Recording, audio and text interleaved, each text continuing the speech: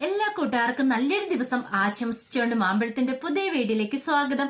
നമുക്ക് നേരെ ഗീതുവിന്റെ ഗോവിന്ദിന്റെ ഇന്നത്തെ നല്ലൊരു വിശേഷം കേട്ടാലോ. അങ്ങനെ ഇന്നത്തെ വിശേഷത്തില് വരുണ്ട കൈ തടഞ്ഞിരിക്കുകയാണ് ഗോവിന്ദ്. പെട്ടെന്ന് തന്നെ വരുൺ ഇങ്ങനെ ഞെട്ടിത്തെറിച്ച് ഗോവിന്ദനെ നോക്കുവാണ്. ഈ സമയം രാധികാമ്മ ചോദിച്ചു, എന്താ ഗോവിന്ദ്, നീ എന്തായി കാണിക്കണേന്ന് ചോദിക്കാം. പിന്നല്ലാതെ എന്റെ ഭാര്യയുടെ നേർക്ക് കൈ പൊക്കിയിട്ടുണ്ടെങ്കിൽ ഇവന് ഞാൻ എന്ത് ചെയ്യണമെന്ന് ചോദിക്കാം. പിന്നീട് ഗീതുവിനെ അങ്ങോട്ട് ചേർത്ത് പിടിച്ചു. എന്നിട്ട് ആ കൈയിലേക്ക് അങ്ങോട്ട് പിടിച്ചിട്ട് പറഞ്ഞു, അതെ, ഇവൾ എന്റെ ഭാര്യയാണ്. ഇവളുടെ കൈ പിടിച്ച ഞാനാ. ഈ കൈ ഒരിക്കലും ഇനി വിടാനായിട്ട് ഞാൻ ഉദ്ദേശിച്ചിട്ടില്ലെന്ന് പറയാം. ഇത് കേട്ടത് ഒരു നിമിഷം രാധിക ഞെട്ടിപ്പോയി. കണ്ണ, നീ എന്തൊക്കെയാ പറയണേ? ഇതേ, ഇവള് നിന്റെ ഭാര്യയാന്നോ? ഇത് കേട്ടതും ഗോവിന്ദ് പറഞ്ഞു, അതെ, എനിക്ക് കുറച്ച് കാര്യങ്ങളൊക്കെ പറയാനുണ്ടായിരുന്നു. അത് പറയാൻ വേണ്ടിയിട്ടാ ഞാൻ അർക്കൽ വീട്ടിലേക്ക് വന്നേ. പക്ഷെ ആ സമയത്താണ് പ്രിയക്ക് ഈ ആക്സിഡന്റ് ഒക്കെ ഉണ്ടായത്. ഇനിയിപ്പൊ എനിക്കത് പറയാനുള്ള സമയമോ സന്ദർഭമല്ല. അതിനെക്കുറിച്ചൊക്കെ നമുക്ക് പിന്നീട് സംസാരിക്കാം. ഒരു കാര്യം ഞാൻ പറഞ്ഞേക്കാം, ഇനി ആർക്ക് വേണ്ടിയിട്ടും ഇവളുടെ കൈ വിടാനായിട്ട് ഞാൻ ഉദ്ദേശിച്ചിട്ടില്ല. ഇവളെന്റെ ഭാര്യയായിട്ട് എന്നും എന്നോടൊപ്പം ഉണ്ടാന്ന് പറയാ. ഇത് കേട്ടതും അയ്യപ്പേട്ടനും രേഖയ്ക്കൊക്കെ എന്തെന്നില്ലാത്ത സന്തോഷം തോന്നി. പക്ഷെ ആകെപ്പാടെ തകർന്ന് തരിപ്പണമായി പോയി രാധികാമ്മ ഒരിക്കലും പ്രതീക്ഷിച്ചില്ല. പെട്ടെന്ന് രാധികാമ്മ പറഞ്ഞു, ഓഹോ, അപ്പം നീയും ഉള്ളോടൊപ്പം അല്ലേ നമ്മുടെ പ്രിയമോൾക്ക് ആപത്ത് സംഭവിച്ചേ? അവൻ കാരണം, വിനോദ് കാരണം. അപ്പൊ നീ ഇവളോടൊപ്പം നിൽക്കുവല്ലേന്ന് ചോദിക്കാം. അമ്മ ഒരു കാര്യം മനസ്സിലാക്കണം. വിനോദ് ചെയ്ത കുറ്റത്തിന് ഇവളെ തെറ്റ് പറഞ്ഞിട്ട് കാര്യമില്ല. ഇവൾ അതിന് എന്ത് തെറ്റ് ചെയ്തോ? ഇവൾ ഒരിക്കലും തെറ്റുകാരി ആവുന്നില്ല.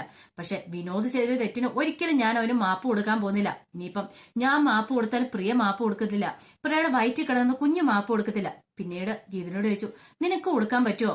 കാരണം ജീവിതം തുടങ്ങുന്നുണ്ടായിരുന്നുള്ളൂ പ്രിയമോള്. ആ സമയത്താണ് ഇങ്ങനെ ഒരു അനുഭവം. ഒരു പക്ഷെ ഒരു നിമിഷമെങ്കിലും അവനൊന്ന് ചിന്തിച്ചിരുന്നെങ്കിൽ ഇങ്ങനൊരു സംഭവം ഉണ്ടാകത്തില്ലായിരുന്നു പറയാണ്. ഗീതു പെട്ടെന്ന് പറഞ്ഞു, ഇല്ല ഇല്ല കണ്ണേട്ടാ, എനിക്ക് മാപ്പ് കൊടുക്കാൻ പറ്റില്ല. കാരണം അത്രയും വലിയൊരു കാര്യം അവൻ ചെയ്തിരിക്കുന്നത്. എപ്പോഴും ഞാൻ ഗോവിന്ദനോടൊപ്പം ആയിരിക്കും എന്ന് പറയാം. ഇതൂടെ കേട്ട് കഴിഞ്ഞപ്പോ രാധികാമ്മയ്ക്ക് അവിടെ നിൽക്കാൻ കഴിഞ്ഞില്ല. രാധികാമ്മ വെട്ടിത്തിരിച്ച് അങ്ങ് പുറത്തേക്ക് അങ്ങോട്ട് പോവാണ്. ഈ സമയം രേഖ വന്നിട്ട് ഗീതുവിനോട് പറഞ്ഞു, ഗീതു വിഷമിക്കണ്ട കേട്ടോ, എന്തിനും ഏതും ഞങ്ങളെല്ലാരും കൂടെ ഉണ്ടാവും. ഇപ്പൊ കണ്ടില്ലേ, ഫുൾ സപ്പോർട്ടായിട്ട് ഗോവിന്ദേട്ടൻ കൂടെയില്ലേ, ഇനി പേടിക്കണ്ട. ഇനി ഇപ്പൊ ഗീതുവിനെ ആരും ഇറക്കി വിടും എന്നുള്ള ഭയം വേണ്ടെന്ന് പറയണം. വരുണിന് ഇത് കണ്ടിട്ട് വരുണിനും ഇഷ്ടപ്പെട്ടില്ല. വരുണും അങ്ങോട്ട് പുറത്തേക്ക് അങ്ങോട്ട് ഇറങ്ങിപ്പോവാ. വരുൺ അങ്ങോട്ട് ഇറങ്ങിച്ചിട്ട് രാധികാമ്മയോട് പറഞ്ഞു, ഇപ്പൊ മനസ്സിലായില്ലേ അവളുടെ തനി സ്വരൂപം എന്താന്നുള്ളത്? അവള് ശരിക്കും ഇപ്പൊ ഗോവിന്ദേട്ടനെ ബ്രെയിൻ വാഷ് ചെയ്ത് വെച്ചിരിക്കുക. ഇനി ഇപ്പൊ നമ്മൾ എന്തൊക്കെ പറഞ്ഞിട്ട് ഒരു കാര്യമില്ലമ്മേന്ന് പറയണം. രാധികോണം, എനിക്ക് മനസ്സിലായി, എന്തോ ഇതിനകത്ത് ചതി നടന്നിട്ടുണ്ട്, അതാണ് ഇങ്ങനെയൊക്കെ. അല്ലെങ്കിൽ കണ്ണൂർ ഒരു കാരണവശാലും ഇങ്ങനെയൊന്നും എന്റെ മുഖത്ത് നോക്കി പറയുന്നല്ല. ഞാനൊരു വാക്ക് പറഞ്ഞിട്ടുണ്ടെങ്കിൽ അവൻ എന്നോടൊപ്പം നിൽക്കുന്ന ആ എന്റെ മുഖത്ത് നോക്കിയിട്ടാ അവൻ ഇങ്ങനെയൊക്കെ കാര്യങ്ങൾ പറഞ്ഞിരിക്കുന്നത്. ഇപ്പൊ ഒരു കാര്യം എനിക്ക് ഉറപ്പായി, പഴയ കണ്ണനല്ല അവന്. അങ്ങനെയാണെങ്കിൽ ഞാനും ചില കാര്യങ്ങളൊക്കെ തീരുമാനിച്ചിട്ടുണ്ട്. പ്രിയയ്ക്ക് ഈ അവസ്ഥയുണ്ടാകാൻ കാരണം അവനാണ് വിനോദ്. ഇതേ വരണേ, ഒരു കാര്യം ഞാൻ പറഞ്ഞേക്കാം, എത്രയും പെട്ടെന്ന് അവൻ എവിടെയാണെങ്കിലും കണ്ടെത്തണം. അത് മാത്രല്ല, പോലീസിന്റെ കയ്യിൽ അകപ്പെടുന്നതിന് മുമ്പ് തന്നെ എനിക്ക് അവനെ കിട്ടണം, ജീവനോടെ തന്നെ. എനിക്ക് എന്റെ കണക്ക് തീർക്കണമെന്ന് പറയാം. ഇത് കേട്ടൻ വരും പറഞ്ഞു, അമ്മ പറയുന്നത് എന്താന്ന് വെച്ചാൽ അതുപോലെ ചെയ്തോളാം. പിന്നെ ഒരു കാര്യം, ഇത് ഒരു കാരണവശാലും ഗോവിന്ദോ ഗീതോ അറിയാൻ പാടില്ലെന്ന് പറയാം. വരും പറഞ്ഞു, ആ കാര്യമൊക്കെ എനിക്ക് വിട്ടേക്കാൻ പറയാണ്. പിന്നീട് വരും നേരെ ഇറങ്ങിയിട്ട് സുവർണനെ വിളിക്കുകയാണ്. സുവർണയുടെ കാര്യങ്ങളൊക്കെ പറയാണ്, എത്രയും പെട്ടെന്ന് വിനോദനെ കണ്ടെത്താനായിട്ട്. ഈ സമയം ഗോവിന്ദ് ഒരു കാര്യം തീരുമാനിച്ചു, വിനോദിനെ അങ്ങനെ വിട്ടിട്ട് കാര്യമില്ല. കാര്യം പറഞ്ഞാൽ തന്റെ ഭാര്യയുടെ ആങ്ങളൊക്കെ ആയിരിക്കും.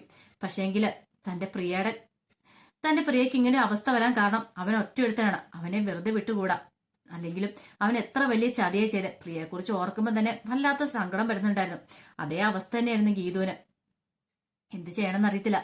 അവൻ കാരണമാണല്ലോ, വിനോദ് കാരണമാണല്ലോ ഇങ്ങനെയൊരു സങ്കടം ഉണ്ടായെന്ന് ഓർക്കുമ്പോ അതും ഗീതുവിന് സഹിക്കാൻ പറ്റുന്നുണ്ടായിരുന്നില്ല. അങ്ങനെ എല്ലാവരും ഐസിയുന്റെ മുമ്പിൽ നിൽക്കുവാണ്.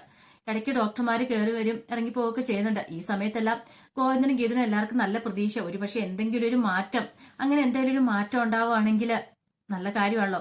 അതിനുവേണ്ടി അവർ പ്രതീക്ഷയോട് കാത്തിരിക്കുക. കുറച്ച് സമയം കഴിഞ്ഞ് കഴിഞ്ഞപ്പോഴത്തേനും രാധികാമ്മ അങ്ങോട്ട് കയറി വന്നു. രാധികാമ്മ വന്നിട്ട് ഗോവിന്ദനോട് പറഞ്ഞു, അതെ, ഇനി നീ വേണമെങ്കിൽ വീട്ടിലേക്ക് പൊക്കോ, ഞാൻ ഇവിടെ നിന്നോളാന്ന് പറയാം. ഇത് കേട്ട് കഴിഞ്ഞപ്പോ ഗോവിന്ദ പറഞ്ഞു, ഇല്ലമ്മേ, ഞാൻ ഇവിടെ നിന്നോളാന്ന് പറയാം.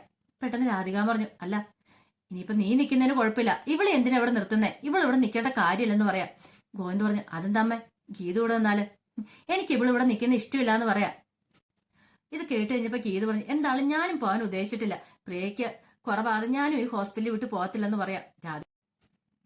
പിന്നീട് രാധികാമ്മ അങ്ങോട്ട് ദേഷ്യപ്പെട്ട് അങ്ങോട്ട് പുറത്തേക്ക് പോവാണ്. അങ്ങനെ പുറത്തു പോയി എന്ത് ചെയ്യണമെന്ന് അറിയില്ലാതെ നിൽക്കുന്ന സമയത്താണ് അയ്യപ്പേണ്ണ അങ്ങോട്ട് വരുന്നത്. അയ്യപ്പേണ്ണ വന്നിട്ട് രാധികയോട് അതെ എനിക്ക് കുറച്ച് കാര്യങ്ങൾ സംസാരിക്കാണെന്ന് പറയാം. ഇത് കേട്ടതും രാധികാമ്മ ചോദിച്ചു, എന്താ അയ്യപ്പേണ്ണ എന്താ സംസാരിക്കാവുള്ളെന്ന് ചോദിക്കുക. ഞാൻ പറയുന്ന ഇനിയിപ്പം തെറ്റാണെങ്കിലും കൊള്ളാം, ശരിയാണെങ്കിലും കൊള്ളാം, എനിക്കത് പറഞ്ഞേ മതിയാവുള്ളൂ എന്ന് പറയാം. കാരണം ഭദ്രന് ഏറ്റവും വലിയ ശത്രുവാണ് അറക്കൽ വീട്ടില്. ഭദ്രന്റെ മകളാണ് ഗീതു.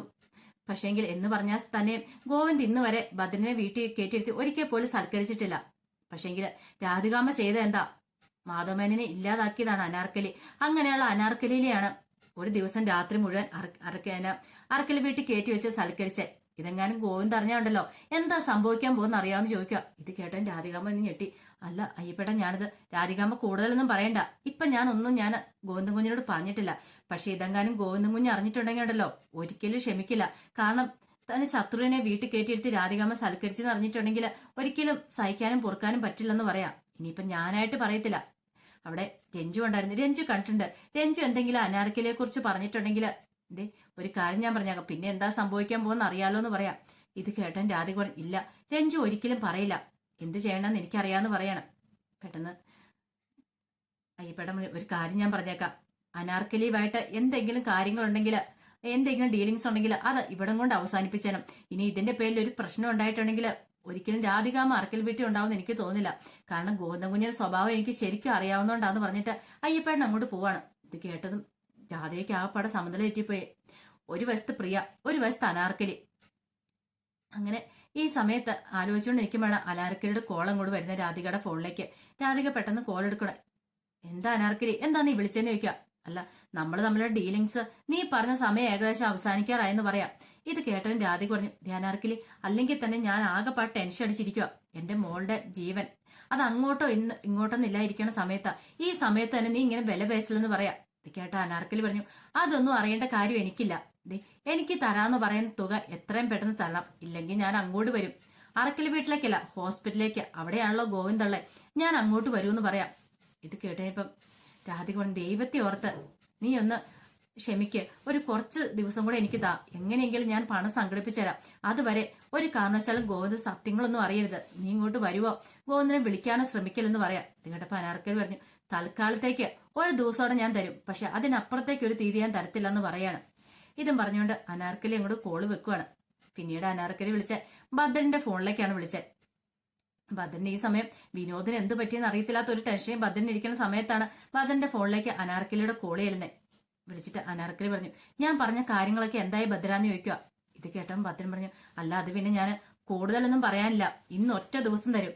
ആ ഒറ്റ ദിവസത്തിനുള്ളിൽ ഞാൻ പറഞ്ഞ കാര്യങ്ങളെല്ലാം എനിക്ക് ചെയ്തു തന്നിരിക്കണം, അല്ലെങ്കിൽ അറിയാലോ നിന്റെ കുടുംബം ഞാൻ കുളം തോണ്ടെന്ന് പറയാണ്. നീയും ആ രാധിക എല്ലാരും കൂടെ ചേർന്നിട്ടാണ് ഇത്രയും വർഷക്കാലം എന്നെ ജയിലിൽ കിടത്തിയത്. പക്ഷേങ്കിൽ ഇത് ഞാൻ വെറുതെ വിടാൻ പോകുന്നില്ലെന്ന് പറയാം.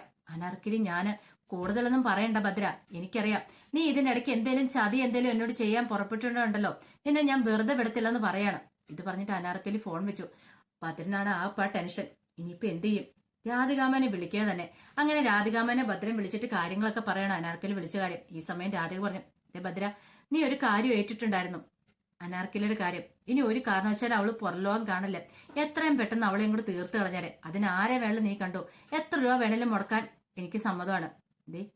10 കോടി രൂപ അവള് ചോദിച്ചേ, പക്ഷെ 5 കോടി രൂപ നിനക്ക് ഞാൻ ഓഫർ ചെയ്യുന്നു. എത്രയും പെട്ടെന്ന് അവളുടെ കാര്യത്തിൽ ഒരു തീരുമാനം ഉണ്ടാക്കണം എന്ന് പറയാം. ഇത് കേട്ടാൻ ഭദ്രൻ പറഞ്ഞു, ആ കാര്യം എനിക്ക് വിട്ടേരെ രാധികാമ്മേ, എന്ത് ചെയ്യണമെന്ന് എനിക്ക് അറിയാന്ന് പറയണം എന്നും പറഞ്ഞ് ഭദ്രൻ അങ്ങോട്ട് ഫോൺ വെക്കുവാണ്. ഈ സമയം രാധികാമ്മ ചില തീരുമാനങ്ങളൊക്കെ എടുത്തു. ഇതങ്ങനെ പോയിട്ട് കാര്യമില്ല. ഒരു പക്ഷേങ്കിൽ ഈ സമയത്തെങ്ങാനും ഈ കാര്യം ഗോവിന്ദ് അറിഞ്ഞിട്ടുണ്ടെങ്കിൽ താൻ ഉറപ്പായിട്ടും അറക്കൽ വീട്ടിൽ നിന്ന് പുറത്താവും. അതിനു മുമ്പ് അനാർക്കലിന്റെ കാര്യത്തിൽ ഒരു തീരുമാനം എടുക്കണമെന്ന് പറയണം. ഈ സമയം ഐസുവിന്റെ മുന്നിൽ എന്ത് ചെയ്യണമെന്ന് അറിയില്ലെന്ന് നിൽക്കുവാണ് ഗീതവും ഗൂതും. അപ്പോഴാണ് ഡോക്ടർ അങ്ങോട്ട് ഇറങ്ങി വരുന്നത്. ഡോക്ടർ അങ്ങോട്ടും ഗീതു പെട്ടെന്ന് ചെന്നിട്ട്, എന്തായി ഡോക്ടർ കാര്യങ്ങൾ, എന്തേലും ഒരു ഇത്. പെട്ടെന്ന് ഡോക്ടർ പറഞ്ഞു, ഒന്നും പറയാറായിട്ടില്ല, ബ്രെയിനിലേക്കുള്ള ആ രക്തയോട്ടം നിലച്ചുകൊണ്ടിരിക്കുകയാണ്, ആള് കോമ സ്റ്റേജിലേക്ക് പോയിക്കൊണ്ടിരിക്കുകയാണ്, കുഞ്ഞിനെങ്കിലും രക്ഷിക്കാൻ പറ്റുമോ ഞങ്ങളിപ്പം നോക്കിക്കൊണ്ടിരിക്കണമെന്ന് പറയാം. ഇത് കേട്ടതും എന്ത് ചെയ്യണമെന്ന് അറിയത്തില്ലാത്ത വല്ലാത്തൊരു അവസ്ഥയിലെ ഗീത നിൽക്കുക. അപ്പൊ അതിന്റെ വിശേഷങ്ങളൊക്കെയാണ് കാണുന്നത്. ഇതിന്റെ ബാക്കി വിശേഷങ്ങളുമായിട്ട് വൈകുന്നേരത്തെ പ്രമോയി വരാട്ടോ. ഒരിക്കൽ കൂടി എല്ലാവർക്കും നല്ലൊരു ദിവസം ആശംസിച്ചു നിർത്തുന്നു. നന്ദി.